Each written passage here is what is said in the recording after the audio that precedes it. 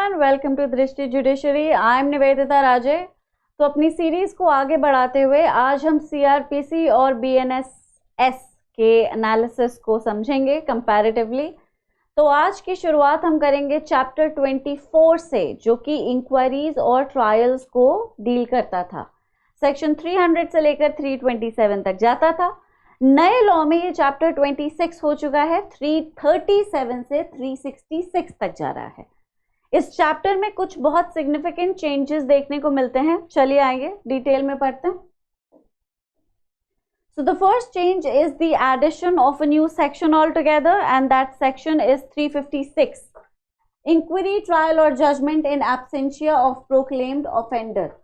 अब criminal law या criminal jurisprudence का फाउंडिंग प्रिंसिपल है कि इनोसेंस को प्रिज्यूम किया जाएगा, गिल्ट को नहीं। मतलब every person is presumed innocent until proven guilty beyond reasonable doubt. ठीक है, ये हम बहुत अच्छे से जानते हैं, समझते हैं।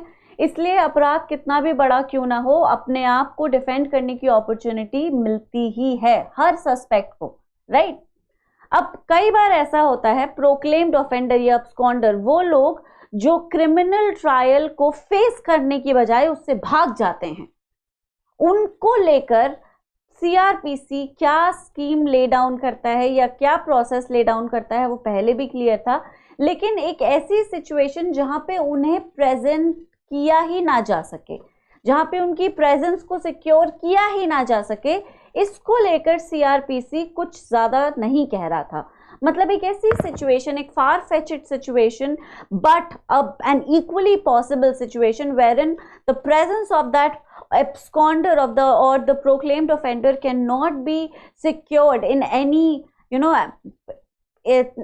possible future, या किसी given time frame में उसे नहीं सिक्योर किया जा सकता।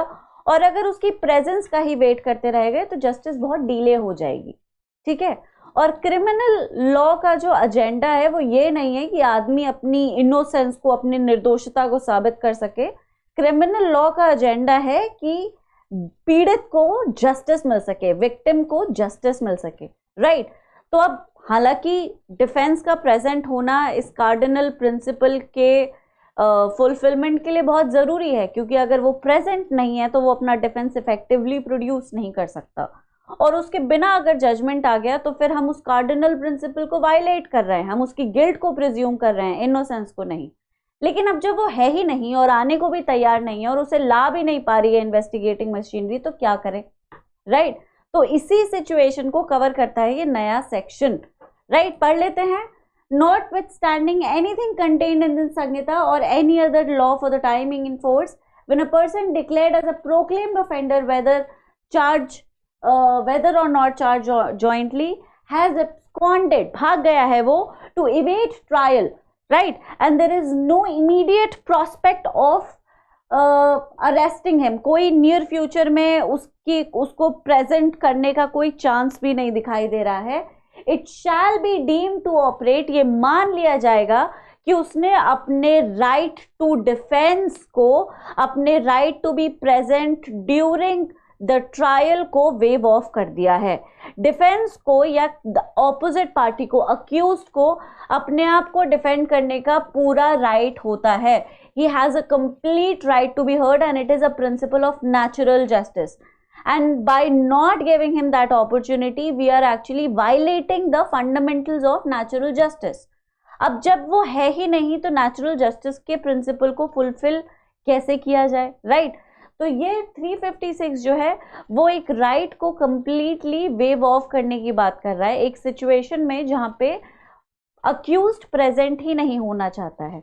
ठीक है, तो अगर वो प्रेजेंट नहीं हो रहा है, अटैचमेंट के बाद मल्टीपल तरह से उसको बुलाने के बाद भी अगर वो कोर्ट में प्रेजेंट हो ही नहीं रहा है, तो कोर्ट ये मान लेगा कि वो प्रेजेंट नहीं होना चाहता है, वो डिफेंड अपने आप को नहीं करना चाहता है, और वो अपने राइट टू डिफेंड को, right to be present during trial को वेव ऑफ कर रहा है। और ट्रायल उसके बिना बिल्कुल ऐसे ही चलेगा जैसे वो चलता अगर वो प्रेजेंट होता। मतलब ऑन रिकॉर्ड उस टाइम पे जितना एविडेंस अवेलेबल है उसी एविडेंस को एग्जामिन करके गिल्ट और इनोसेंस को डिक्लेयर किया जाएगा। अब क्योंकि वो डिफेंस के लिए नहीं आया है और मटेरियल ऑन रिकॉर्ड सिर्फ प्रोसिक्यूशन का मटेरियल प्रेजेंट है तो उसी को एनालाइज किया जाएगा। इस चीज को मैं आपको पुराने सेशन में समझा चुकी हूँ कि हर एविडेंस का अपना एक अलग ढांचा होता है, एक सेपरेट स्ट्रक्चर होता है, और वो स्ट्रक्चर कुछ कंक्लूजन की तरफ पॉइंट करता ही है। तो प्रोसिक्यूशन का, अगर प्रोसिक्यूशन एविडेंस का, प्रोसिक्यूशन के विटनेसेस का स्ट्रक्चर इतना स्ट्रांग है कि गिल्ट की तरफ कंक्लूड कर रहा है और इस गिल्ट को रिबट करने के लिए कोई एविडेंस नहीं है, तो गिल्ट ही डिक्लेयर कर दी जाएगी। ठीक है। और अगर प्रोसिक्यूशन एविडेंस उतना स्ट्रांग नहीं है कि डिफेंस के बिना भी वो खड़ा नहीं हो पा रहा है, डिफेंस के बिना भी वो अपना कोई कंक्लूजन प्रेजेंट नहीं कर पा रहा है, तो उस अक्यूज्ड को जो नहीं प्रेजेंट हुआ उसे अक्विट कर दिया जाएगा। माइंड यू, उसे अक्विट किया जाएगा क्योंकि ये सेक्शन ट्रायल के बाद ऑपरेट होना शुरू होता है। और इसमें लिखा भी है, provided that the court shall not commence the trial तब तक शुरू नहीं होगा जब तक 90 डेज नहीं हो जाते from the date of framing of charge. मतलब चार्ज फ्रेमिंग के बाद 90 दिन तक इंतजार किया जाएगा।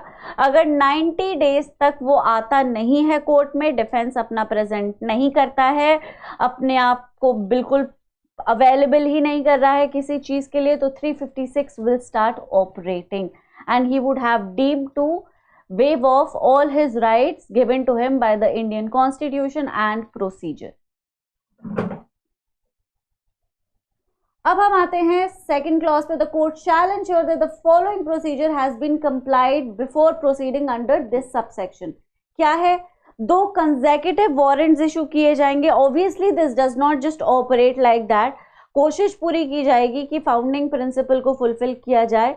बिल्कुल ही एक ऐसी सिचुएशन जहां पे और कोई रास्ता ही नहीं है। This is actually a circumstance और a section to be operated in an extraordinary circumstances. Generally इतने कंपल्जन के बाद सिक्योर कर ली जाती है प्रेजेंस। बहुत कम होता है ऐसा कि मिलके ही नहीं दे रहा है बिल्कुल, right. Let's come back to our session. So issuance of 2 consecutive warrants of arrest within the interval of at least 30 days. तो 30 दिन के अंदर मतलब 30 दिन मिनिमम है, अब 2 वारंट इशू किए जाएंगे। तो ये फर्स्ट स्टेप है। You need to have issued at least 3 warrants within the period of at least 30 days. कि आपने एक बार नहीं 2 बार वारंट इशू किया उसके अरेस्ट के लिए, फिर भी वो अरेस्ट नहीं हुआ, मिला ही नहीं वो अरेस्ट होने के लिए।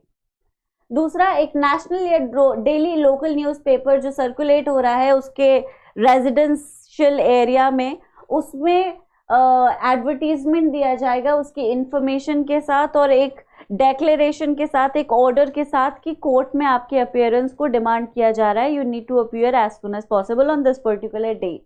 ठीक है। और अगर वो आप नहीं आते हैं तो ट्रायल आपके बिना ही शुरू कर दिया जाएगा।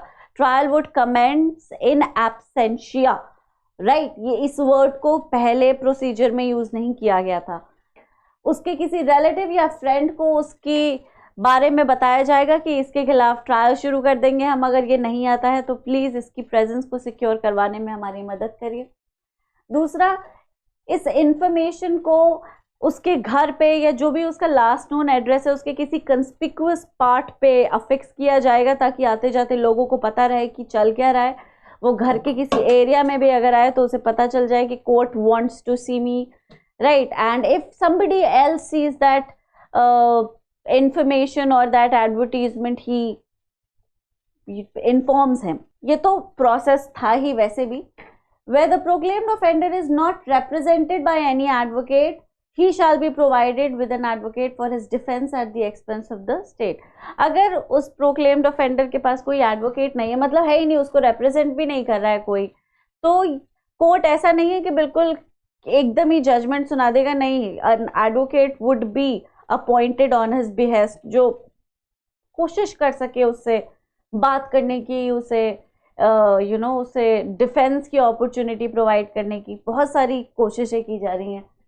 Where the court competent to try the case or commit for trial has examined any witnesses for prosecution and recorded their deposition, such depositions shall be given in evidence against such proclaimed offender on the inquiry into or in trial for the offence with which he is charged. Simple ये है कि वो court जो witnesses को examine कर सकता है वो विटनेस को एग्जामिन करेगा। अगर डिफेंस टाइमली प्रेजेंट हो जाता है तो सही है, नहीं तो इन्हीं विटनेसेस की एग्जामिनेशन पे, इन्हीं के डेपोजिशंस के बेसिस पे कोर्ट अपनी जजमेंट की तरफ आगे बढ़ने लगेगा।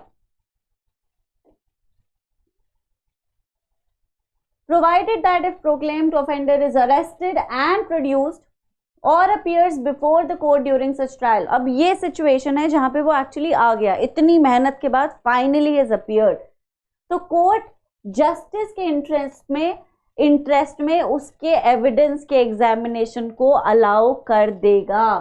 ठीक है, अलाउ हिम द कोर्ट में, लेकिन ये भी एक डिस्क्रेशनरी पावर है, the court is not bound to do it, which is quite what should we say unusual considering कि प्रोसीजर में या एविडेंस में कहीं पे भी अगर डिफेंस के एविडेंस की बात होती है या डिफेंस के डिमांड पे किसी डॉक्यूमेंट के प्रोडक्शन की बात होती है तो कोर्ट के पास डिस्क्रेशन नहीं होता है उसे मना करने का। Court is under an imposition to make do with the demands और comply with what he is asking, क्योंकि उसे अपने डिफेंस को पुख्ता करने की पूरी अपॉर्चुनिटी दी जाएगी and the court shall ensure कि उसको सारी फैसिलिटी और सब कुछ प्रोवाइड किया गया, सारे डिफेंस के मैकेनिज्म से उसे फेमिलियर करवाया गया, जितने एविडेंस वो प्रोड्यूस कर सकता था वो सारे एविडेंस को उसे प्रोड्यूस करने की परमिशन दी गई और उसने किए भी और कोर्ट ने उन्हें एग्जामिन भी किया।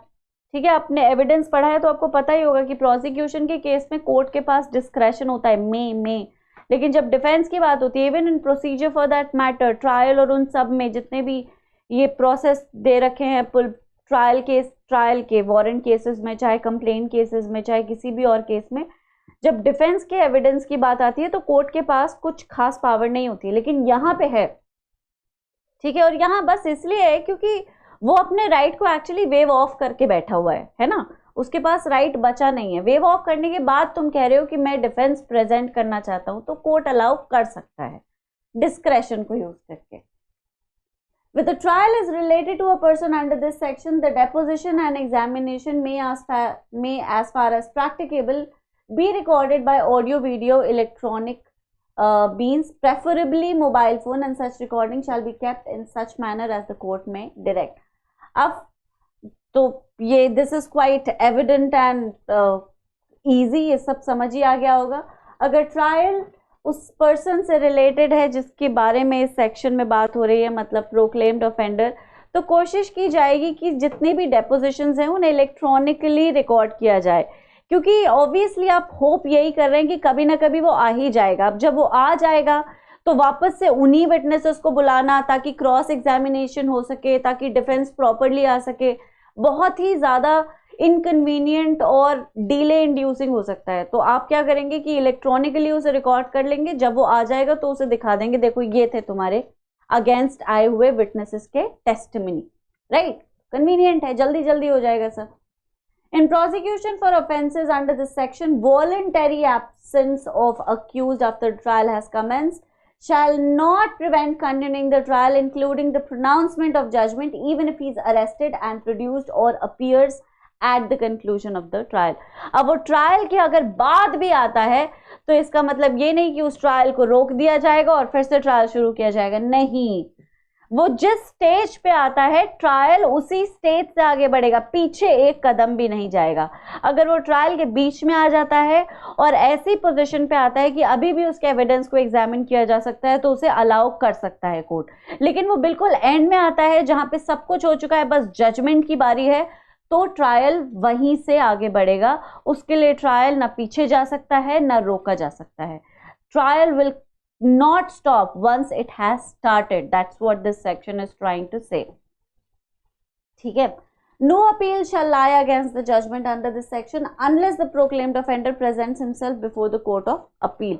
अब अपील इस जजमेंट को चैलेंज नहीं किया जा सकता जब तक डिफेंस खुद इसे चैलेंज करने के लिए ना अप्लाई करे। दूसरा, no appeal against conviction shall lie after the expiry of 3 years of the date of judgment. 3 साल की लिमिटेशन भी दे रखी है, ठीक है। जनरली अपील फाइल करने की लिमिटेशन 3 साल नहीं होती है, 90 डेज होती है, 3 महीने। लेकिन यहाँ पे लिमिटेशन को बढ़ाया गया है, ठीक है। यहाँ पे limitation has been increase to 3 years. After 3 years the accused would have exhausted his right to appeal, right. लेकिन एग्जिजेंसीज में कोर्ट हमेशा अपील अलाउ कर ही सकता है। The state by modification extend the provisions of this section to any absconder. किसी भी absconder तक state अपने हिसाब से इस प्रोविजन को एक्सटेंड कर सकती है। जनरली absconder को किन सेक्शंस में प्रोक्लेम्ड ऑफेंडर या absconder माना जाएगा वो उस सेक्शन में ही लिखे हुए हैं, सीआरपीसी में ये मेंशन था, लेकिन स्टेट अपने हिसाब से उन सेक्शंस को बढ़ा घटा सकती है, ठीक है। ये 8th clause बताता है। This was the section. I hope it is clear to you. Section 221 withdrawal हुआ करता था prosecution से, now it is 360 withdrawal from prosecution. अब withdrawal from prosecution सबको पता ही है कि भाई prosecution जब चार्जेस से अपने क्लेम को विड्रॉ कर लेता है तो वो मल्टीपल चार्जेस से, फॉर एग्जाम्पल एक ही आदमी पे कई सारे चार्जेस लगे तो वो एक से ज़्यादा चार्जेस को विड्रॉ कर सकता है, या एक ही को करना चाहे तो एक ही को कर सकता है, या फिर सारे ही चार्जेस को विड्रॉ करना चाहे तो कर सकता है। And the power of the process of doing so was given in section 221, now section 360, ठीक है। तो ओवरऑल जो सेक्शन है वो बिल्कुल सेम ही रहता है कि आप करेंगे कैसे कर सकते हैं। चार्ज फ्रेमिंग से अगर पहले आपने विड्रॉ किया तो अक्यूज को डिस्चार्ज कर दिया जाएगा with respect to the charges which have been withdrawn. अगर चार्ज फ्रेमिंग के बाद आप विड्रॉ करते हैं तो अक्यूज को अक्विट कर दिया जाएगा, again with respect to the charges that have been withdrawn. One thing that has been added is prosecution withdraw करने से पहले विक्टिम की परमिशन सीक करेगा। विक्टिम के को मतलब permission as in victim would be heard before court decides on the application of withdrawal. So just on the application of prosecution, withdrawal won't happen. The victim, the actual sufferer in the entire case history, would also be given an opportunity of being heard, and then the decision of withdrawal would be taken. ठीक है। तो ये last में add किया हुआ है, बाकी सारा सेक्शन सेम ही है, आप देख सकते हैं, right. At the end, there is a proviso that has been added, provided further that no court shall allow such withdrawal without giving an opportunity of being heard to the victim in the case.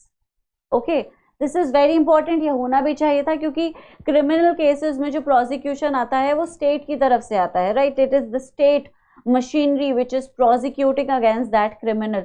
Victim के पास अपने separate lawyers हो सकते हैं, लेकिन case जो होता है वो स्टेट के against he in general institute किया जाता है, तभी उनका नाम भी चलता है। तो स्टेट प्रोसिक्यूशन में कई बार कुछ भी हो सकता है। Victim you know there are a lot of things that can happen, corruption की वजह से या इन्फ्लुएंस की वजह से या फिर स्ट्रिंग्स की वजह से चार्जेस को विड्रॉ किया जा सकता है ताकि सज़ा कम हो जाए या कुछ भी ऐसा। तो जस्ट इन केस की किसी स्ट्रिंग को पुल नहीं किया गया है या किसी करप्शन मैकेनिज्म को एक्सरसाइज नहीं किया गया है और सब कुछ ट्रांसपेरेंट मैनर में आगे बढ़ रहा है, इसलिए विक्टिम को अपॉर्चुनिटी दी गई है कि भाई तुम इसके खिलाफ जो मर्डर का चार्ज था या जो भी चार्ज था वो प्रोसिक्यूशन हटाने की बात कर रहा है, तुम्हें क्या लगता है। अगर विक्टिम यहाँ मना कर देता है तो प्रोसिक्यूशन की इस एप्लीकेशन को रिजेक्ट कर दिया जाएगा। ओके, नेक्स्ट चैप्टर पे आ जाते हैं 29। अब ये पुराने सीआरपीसी में चैप्टर 27 हुआ करता था और नए में ये 29 है। 353 से लेकर 365 तक जाता था, 392 से 406 तक नए लॉ में जा रहा है। This chapter dealt with judgment, तो the manner of delivering the judgment, the manner of recording the judgment, judgment की language, judgment की delivery, उसकी recording, उसका representation कितने टाइम में deliver होगा, सब कुछ ये chapter deal करता था है। okay, so 353 used to be judgment, now the new section is 392। अब उसमें कुछ change आया है, there has been a provision for the time frame that has been added, उसे पढ़ लेते हैं। बेसिकली जजमेंट जो है वो 45 डेज के अंदर अंदर ही देना होगा. There is a maximum time limit of 45 days given in the new section, कि जैसे ही ट्रायल खत्म होगा, ट्रायल टर्मिनेट होगा, सारी हियरिंग और एविडेंस एग्जामिन हो चुका होगा, and the only thing remaining is the judgment delivery.